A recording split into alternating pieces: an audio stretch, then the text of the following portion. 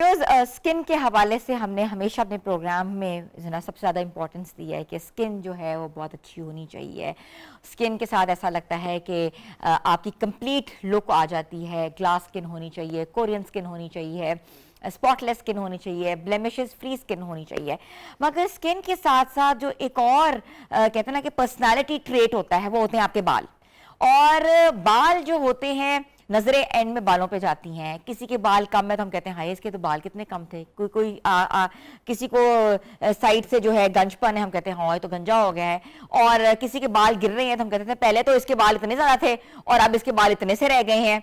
और लड़कियों का जो कहते हैं ना दुखती रख पे पांव रखने का मतलब है कि उनके बालों के बारे में बात कर लो। और इवन लड़कियों का क्या, अब तो मर्द भी ऐसे ही हैं। मर्द भी आपको पता है कि बाल भी लगवा रहे हैं, सर्जरीज भी करा रहे हैं, विगे भी मर्दों ने लगाई हुई है, पैच भी लगाए हुए हैं। तो लड़कियों से ज्यादा मर्द भी बड़े हसास बन गए हुए हैं।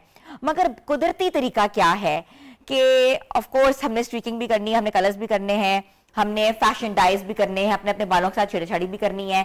और वो जो एक होता है ना कि पुराने जमाने में खवातीन या माएँ कहती थी कि शादी से पहले बालों को नहीं छेड़ना, तो वो नुस्खा जो है वो कदीम हो चुका हुआ है। क्योंकि अब तो बच्चियां 14 साल की होती हैं तो सबसे पहले कहती है हमने डाई कौन सा कराना है। जहाँ केमिकल्स हैं, जहाँ उसका रिएक्शन है, जहाँ वक्त बदल रहा है वहाँ सब चीज़ें बदल रही हैं। तो बदलते वक्त के साथ साथ जो है हमारी चीज़ें कितनी ख़राब हो रही हैं और बालों के मसाइल, सफ़ेद बाल जल्दी हो रहे हैं और एलोपेशिया हमें हो रहा है। उसमें हम लोग ये कहते हैं कि आंवला रीठा लगाएं, सिकाकाई लगाएं, उससे ठीक हो जाएगी। मगर ज़िंदगी का जो तर्ज बदला है उस तरीके से रेमेडीज़ भी बदल गई हैं। वक्त के साथ साथ रेमेडीज़ चेंज हो गई हैं। बैक टू नेचर के बारे में तो हम बात करते ही हैं, मगर बैक टू नेचर में भी सच मुस्तनिन तरीका कौन सा है जो कि हर किसी को नहीं आता। सुनी सुनाई बातों पे अमल ना करें, ऐसे मुस्तनिन हर्बलिस्ट के पास जाएं जो कि वाकई एक मैजिकल एक अरोमा क्रिएट करते हैं, एक मैजिक क्रिएट करते हैं। तो हमारे साथ मौजूद हैं आपा नैयर, आपने उनको हमेशा से देखा है। तो आज बालों की इफादियत, बालों के हवाले से हमें हमारी रहनुमाई फरमाएंगी। अस्सलाम वालेकुम आपा। हाँ जी, वालेकुम अस्सलाम। कैसी हैं? अल्हम्दुलिल्लाह, बहुत शुक्र अल्लाह। अच्छा आपा, पहले तो हम मेहंदी लगाते थे बालों में, याद है आपको? काली मेहंदी, दूसरी मेहंदी, बाल वाइट हो रहे हैं, मेहंदी लगा लेनी और बाल एकदम से ऑरेंज हो जाए, तो वही हमारा हेयर डाई होता था। हाँ जी, उसके बाद काली मेहंदी आई तो काले हो गए बाल। मगर अब जो है वो जिस तरीके से डाइज हैं, बालियाज हैं, स्ट्रीक्स हो रही हैं, पूरे पूरे हेयर कट हो जाता है, उसके बाद हम डाई करते हैं, उससे बाल तबाह हो रहे हैं। बिल्कुल एंड में वो झाड़ू सा बना होता है बालों का। ऐसे ही है। हाँ जी, सबसे पहले तो ये है कि इस तरह की जो केमिकल ट्रीटमेंट्स हैं इनको जितना अवॉइड कर सकते हैं अवॉइड करें। ठीक है, आजकल एक्सटेंशंस वगैरह आ गई हुई हैं, दिल कर रहा है कुछ थोड़ा सा चेंज करने को, तो आप एक्सटेंशंस जो है वो लेके रख लें इस तरह की, तो वो आप लगा लें। क्योंकि बाल जो है ना वो आपके सर का ताज है, तो बाल जो है वो सर का ताज है। हाँ, हम तो शोहर को कहते थे शोहर हमारे सर का ताज है, अब बाल हो गए, शोहर नहीं है। ऐसे ही है। नहीं, शोहर तो रहेगा हमेशा। हाँ, लेकिन बाल ताज है। ऐसे ही है। तो बाल नहीं है तो आपकी जो शख्सियत बालों से ही आप देखें, आपकी जो पर्सनैलिटी, आपकी जो शख्सियत है, हल्का सा मेकअप कर लें, बाल आपने अच्छे से बनाए तो सारी लुक जो है वो चेंज हो जाती है। तो जब बाल ही आपके सर के ऊपर नहीं होंगे तो वो जाहिर सी बात है कि फिर आप क्या करोगे। तो अपने जो कुदरती बाल है ना, आप देखें ट्रांसप्लांट वगैरह की अगर हम बात कर रहे हैं, या और आजकल जो वो PRP इस तरह की ट्रीटमेंट से, एक तो सो एक्सपेंसिव और दूसरे नंबर पे पेनफुल भी हैं, और तीसरे नंबर पे वो उतना वर्क नहीं करती जो अपने हमारे नेचुरल बाल हमारे सर पे होते हैं। जो मर्जी लगा रहे हैं, धो रहे हैं, कर रहे हैं, लेकिन जब कोई भी आप इस तरह की ट्रीटमेंट करवा रहे होते हैं तो फिर आपको बहुत ज्यादा मोहतात होना पड़ता है। ठीक है, तो उसके लिए ये है कि अगर आप कर रहे हैं, ठीक है, आपकी मजबूरी है कि अगर आप लो लाइट करवा रहे हैं, हाई लाइट करवा रहे हैं, या कोई भी हेयर डाइज वगैरह बालों में यूज करें, तो आप अच्छे अगर सैलून पे जाते हैं तो वो फिर आपको रिकमेंड करती हैं कि आपने अब ये वाला शैम्पू यूज करना है, आपने आफ्टर केयर क्या करनी है।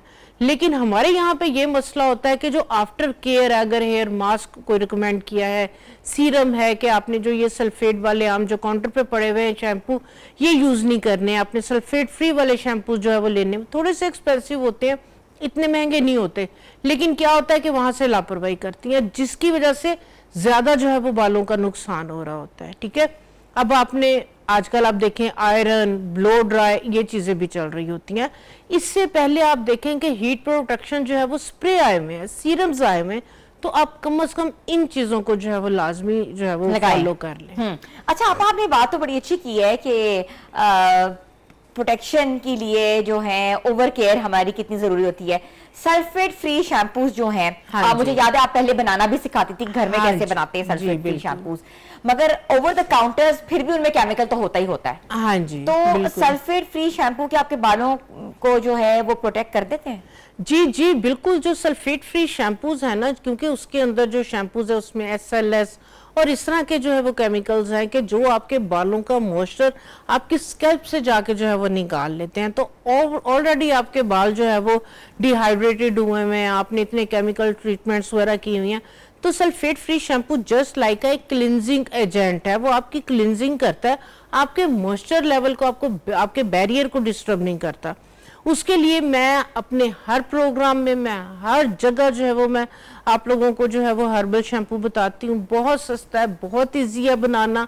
तो आप वो वाला शैम्पू जो है वो एक दफा फिर मैं जो रिपीट कर देती हूँ, सिंपल जो रीठे हैं वो बेसिकली सोप नट है, वो झाग भी बनाते हैं, वो क्लिनजिंग भी करते हैं और सस्ते तरीन है।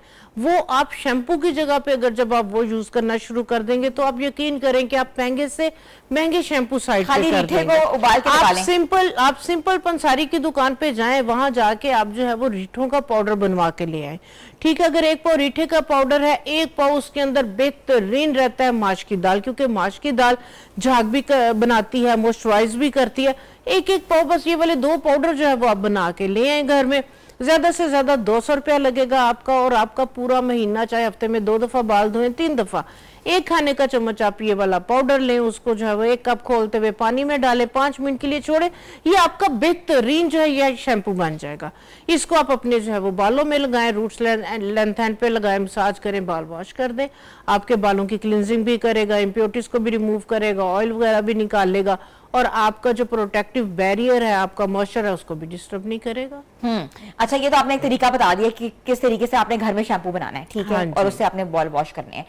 अक्सर लोगों को बाल छड़ हो जाते हैं, हाँ जी, बीच बीच में एलोपेशिया जिसको कहते हैं, कहीं बाल खत्म हो जाते हैं, हाँ जी, स्किन अजीब सी आ जाती है जिससे बाल नहीं उगता। हाँ बिल्कुल प्लेन हो जाती है स्किन। उसका क्या तरीका है? हाँ जी, एलोपेशिया हो जाता है काफ़ी लोगों को इस तरह से। इसमें यह है कि सबसे पहले तो आप एहतियात करें।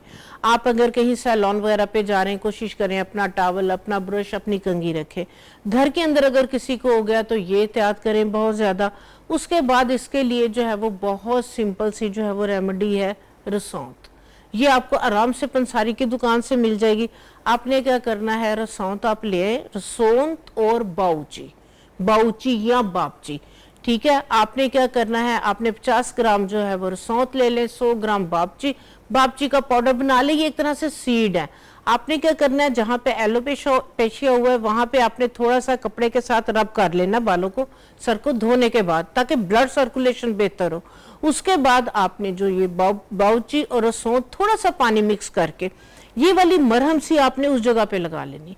ये आप 4 से 5 दिन के लगाएंगे, 4 से 5 दिन के बाद आप देखेंगे कि आप आपके वहां से बाल उगना शुरू हो जाएंगे। अच्छा, ये इतनी कमाल की रेमेडी है। स्किन के ऊपर बाल आ जाएंगे, स्किन के ऊपर पहले वो थोड़े से दाने से बनेंगे मसाम, क्योंकि वहां पे क्लियर हो जाते हैं, हल्के हल्के से दाने बनेंगे, वहां से मसाम जो है वो खुल जाएंगे और आपके बाल। अच्छा, लड़कों की और लड़कियों का इशू है, साइडें गंजी हो जाती है, साइडों से सबसे पहले बाल उतरते हैं। लड़कों के भी माथे आपने देखा है पूरे उन्होंने पीछे तक हो जाते हैं, हेयर लाइन खत्म हो जाती है। हाँ जी बिल्कुल ऐसे ही है। उसका क्या तरीका है? हाँ जी, उसके लिए भी यही वाली रेमेडी है। यही रेमेडी आप जो है वो एक पाउडर फॉर्म में बना के रख ले।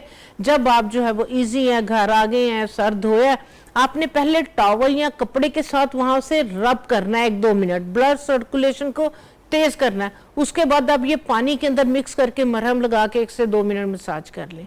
4 से 5 दिनों के बाद इंशाल्लाह ताला वहां पे आपके जो है ना वो बाल उगना शुरू हो जाएंगे।